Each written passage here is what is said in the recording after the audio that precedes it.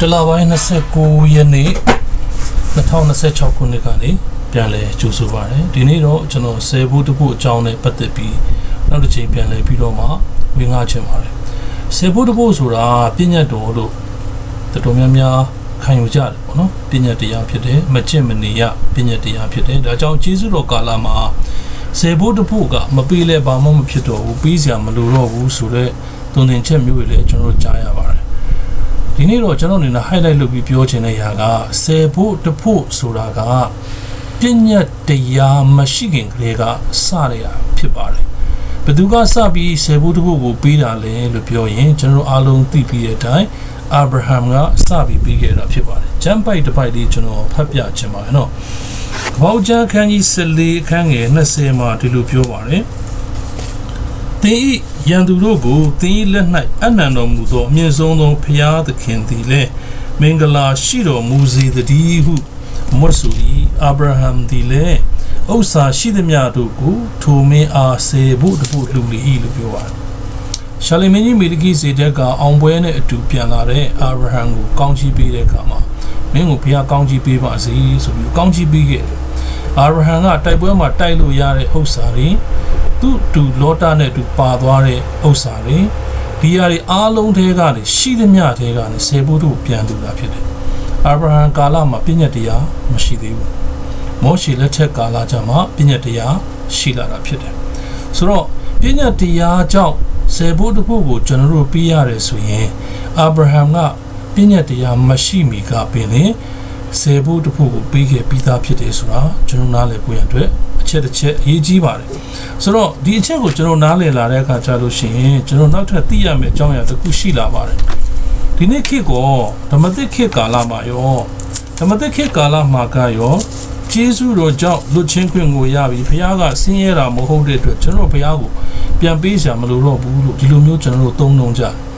သို့တော့ကျမ်းစာကဒီလိုပြောပြတယ်တမန်တော်ဝတ္ထုအခန်းကြီး1မှာကျွန်တော်တစ်ချက်ဖတ်ပြချင်ပါတယ်နော်တမန်တော်ဝတ္ထု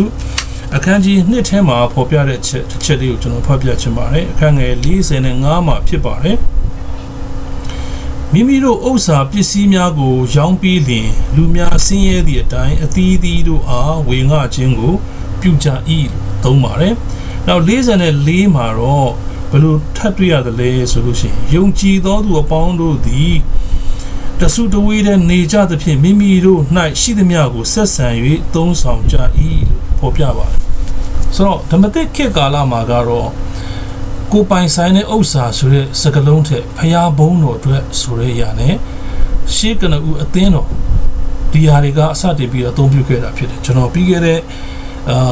နေ့တွေကကျွန်တော်ဝင်ကားခဲ့ပါတယ်နှစ်လေးနှစ်အသင်းတော်မှာအသင်းတော်တွေနေနဲ့ကြည့်မယ်ဆိုရင်အသင်းတော်တစ်ပါးအနေနဲ့ပဲကျွန်တော်မြင်တာတယ်ဘာတွေတွေ့ရလဲဆိုရင်ဆုံးမဩဝါဒခံယူဖို့ရန်အတွက်အသင်းတော်ကိုသွားတာရှိတယ်ပြီးရင်ပေါင်းသင်းဖွဲ့ဖို့မုံကိုဖယ်ဖို့ပရနာပြုဖို့ရန်အတွက်သွားတာရှိတယ်ဆိုကျွန်တော်တွေ့ရတယ်ဒါကနှစ်လေးနှစ်အသင်းတော်တမန်တော်ဝတ္ထုခန်းကြီးနှစ်အခန်းငယ်42မှာရှိတဲ့အသင်းတော်ကိုပေါ်ပြတာဖြစ်တယ်ဆိုတော့တမန်တော်ဝတ္ထုခန်းကြီးနှစ်အခန်းငယ်44ကနေပြီးတော့မှ45ကိုဖတ်တဲ့အခါကျရင်လူတိုင်းကကိုယ့်ရဲ့ဥစ္စာပစ္စည်းရှိသမျှကိုဖျားအတွက်ပါဝင်တယ်ဆိုတဲ့အရာကိုကျွန်တော်တွေ့ရမှာဖြစ်တယ်။ Okay ဒါဆိုရင်အဲ့ဒီပါဝင်တဲ့အရာတွေထဲမှာရော10ဘူးတဘူးဆိုတာမဖြစ်နိုင်ဘူးလား။အလူငွေဆိုတာမဖြစ်နိုင်ဘူးလား။စေတနာစိတ်နဲ့ပါဝင်တဲ့အရာရောမဖြစ်နိုင်ဘူးလား။ပို့ပြီးရှင်းလင်းသွားစီမယ်ကျမ်းပိုက်တစ်ပိုက်ကျွန်တော်ဖတ်ချင်ပါတယ်။ကိုရိန္သုဩဝါဒစာဒုတိယစာဆောင်အခန်းကြီး9မှာဖြစ်ပါတယ်။ကိုရိန္သုဩဝါဒစာပထမစာဆောင်အခန်းကြီး9အခန်းငယ်7မှာရှိပါတယ်ထို့သောသင်တို့သည်စေတနာစိတ်နှင့်အမျိုးမျိုးသောစွန့်ကြဲပေးကမ်းခြင်းအလို့ငါအရာရာ၌ကြွယ်ဝခြင်းရှိသည်ဖြစ်၍ငါတို့အားဖြင့်ဘုရားသခင်၏ကျေးဇူးတော်ကိုချီးမွမ်းစရာအကြောင်းရှိလိမ့်မည်နှုတ်ကတော်ဘုရားကောင်းကြီးပေးပါစေအမျိုးမျိုးသောစွန့်ကြဲပေးကမ်းခြင်းလှူဒန်းခြင်းစသဖြင့်အဲ့ဒီအရာတွေအားလုံးကဘာအတွက်လဲဆိုရင်မျိုးစေ့အားဖြင့်အပင်ကိုပြန်ကြီးထွားစေဖို့ဆိုစကလုံးသုံးလုံးကိုကျွန်တော်တွေ့ရပါလိမ့်မယ်ပြီးအဲ့ဒါဘာအတွက်လဲဆိုကောင်းကြီးအတွက်ဖြစ်ပါတယ်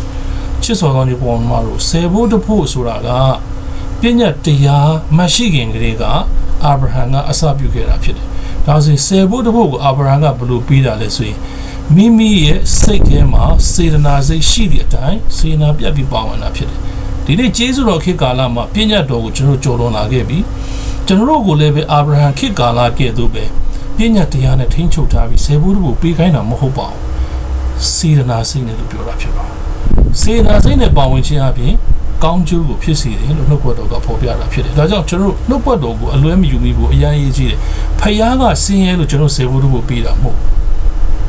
ဖယားကမတတ်နိုင်လို့ကျွန်တော်အလူပေးကြတာမဟုတ်ကျွန်တော်တို့အတွက်ကျွန်တော်တို့ပါဝင်နေကြတာဖြစ်တယ်အရောက်တိုင်းပုံမှာဖျက်ရှင်ကောင်းချီးပေးပါစေ